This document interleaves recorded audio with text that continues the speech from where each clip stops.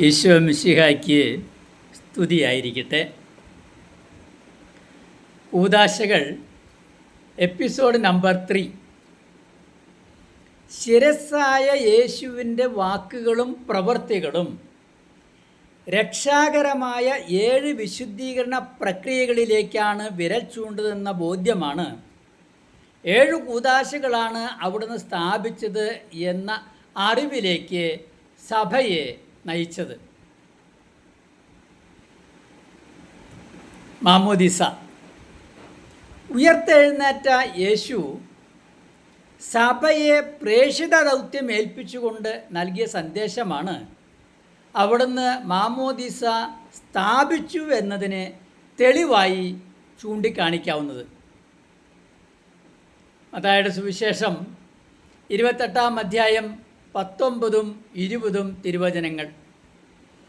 ആകയാൽ നിങ്ങൾ പോയി എല്ലാ ജനതകളെയും ശിക്ഷപ്പെടുത്തുവിൻ, പിതാവിൻ്റെയും പുത്രൻ്റെയും പരിശുദ്ധാത്മാവിൻ്റെയും നാമത്തിൽ അവർക്ക് ജ്ഞാനസ്നാനം നൽകുവിൻ. ഞാൻ നിങ്ങളോട് കൽപ്പിച്ചവയെല്ലാം അനുസരിക്കാൻ അവരെ പഠിപ്പിക്കുവിൻ. യുഗാന്തം വരെ എന്നും ഞാൻ നിങ്ങളോട് കൂടെ ഉണ്ടായിരിക്കും. ഇനി അടുത്തത് സ്ഥൈര്യലേപനം. യേശു അപ്പസ്തോലന്മാർക്ക് പരിശുദ്ധാത്മാവിനെ വാഗ്ദാനം ചെയ്തു. ലൂക്കായുടെ സുവിശേഷം 24-ാം അധ്യായം 49-ാം തിരുവചനം. ഇതാ എൻ്റെ പിതാവിൻ്റെ വാഗ്ദാനം നിങ്ങളുടെ മേൽ ഞാൻ അയക്കുന്നു. ഉന്നതത്തിൽ നിന്ന് ശക്തി ധരിക്കുന്നതുവരെ നഗരത്തിൽ തന്നെ വസിക്കുവിൻ. Praise the Lord. അപ്പസ്തോല പ്രവർത്തനങ്ങൾ 2-ാം അധ്യായം 1 മുതൽ 4 വരെയുള്ള തിരുവചനങ്ങളിൽ ഇപ്രകാരം പറയുന്നു: പെന്തക്കുസ്താ ദിനത്തിൽ പരിശുദ്ധാത്മാവ് തീനാക്കിൻ്റെ രൂപത്തിൽ അപ്പസ്തോലന്മാരുടെ മേൽ വരികയും പരിശുദ്ധാത്മാവിനാൽ ശക്തരാക്കപ്പെട്ട സ്ലീഹന്മാർ പ്രതികൂല സാഹചര്യങ്ങളെ അവഗണിച്ചു പോലും സുവിശേഷ പ്രഘോഷണം നടത്തുകയും അനേകരെ ക്രിസ്തു മാർഗത്തിലേക്ക് ആനയിക്കുകയും ചെയ്തു. Praise the Lord. അപ്പോൾ യേശുവിന് വേണ്ടി പ്രസംഗിക്കാനും സാക്ഷ്യം വഹിക്കാനും പരിശുദ്ധാത്മാവിൻ്റെ പ്രത്യേക ശക്തി സ്വീകരിക്കണമെന്ന് സഭ മനസ്സിലാക്കി. അപ്പോൾ പരിശുദ്ധാത്മാവിനെ പ്രത്യേകമായി സ്വീകരിക്കുന്ന സ്ഥൈര്യലേപനം എന്ന കൂദാശയ്ക്ക് അടിസ്ഥാനമായിരിക്കുന്നത് സഭയുടെ ഈ അറിവും ബോധ്യവുമാണ്. യോഹന്നാൻ്റെ സുവിശേഷം 14-ാം അധ്യായം 16-ാം തിരുവചനം.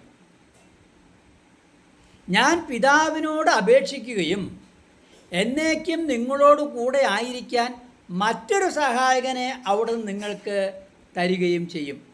ആരാണ് മറ്റൊരു സഹായകൻ? പരിശുദ്ധാത്മാവാണ്. അപ്പസ്തോല പ്രവർത്തനങ്ങൾ 1-ാം അധ്യായം 8-ാം തിരുവചനത്തിൽ പറയുന്നു: എന്നാൽ പരിശുദ്ധാത്മാവ് നിങ്ങളുടെ മേൽ വന്നു കഴിയുമ്പോൾ നിങ്ങൾ ശക്തി പ്രാപിക്കും. ജെറുസലേമിലും യൂദയ മുഴുവനിലും സമരിയായിലും ഭൂമിയുടെ അതിർത്തികൾ വരെയും നിങ്ങൾ എനിക്ക് സാക്ഷികളായിരിക്കുകയും ചെയ്യും.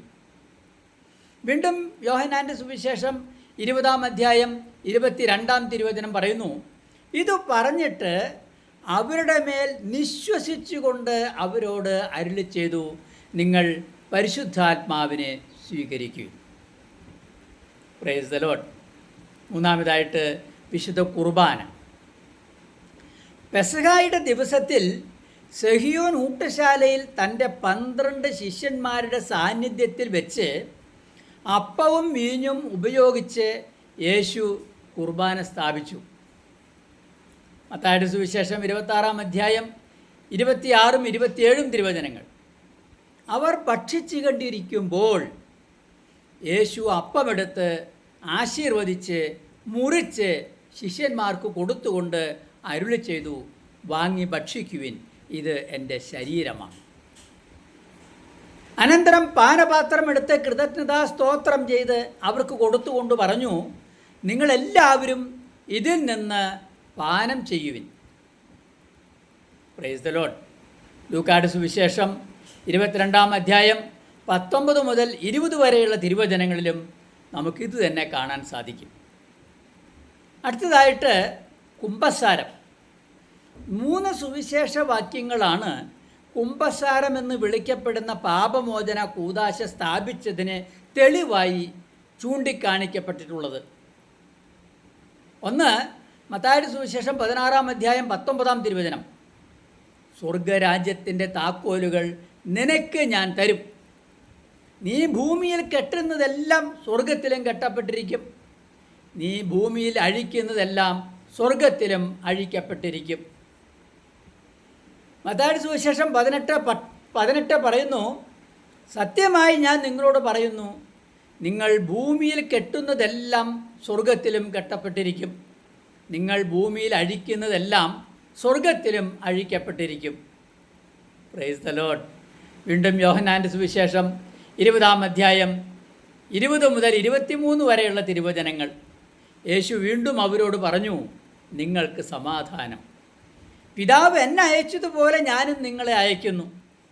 ഇത് പറഞ്ഞിട്ട് അവരുടെ മേൽ നിശ്വസിച്ചുകൊണ്ട് അവരോട് അരുളി ചെയ്തു, നിങ്ങൾ പരിശുദ്ധാത്മാവിനെ സ്വീകരിക്കുവിൻ. നിങ്ങൾ ആരുടെ പാപങ്ങൾ ക്ഷമിക്കുന്നുവോ അവ അവരോട് ക്ഷമിക്കപ്പെട്ടിരിക്കും. നിങ്ങൾ ആരുടെ പാപങ്ങൾ ബന്ധിക്കുന്നുവോ അവ ബന്ധിക്കപ്പെട്ടിരിക്കും.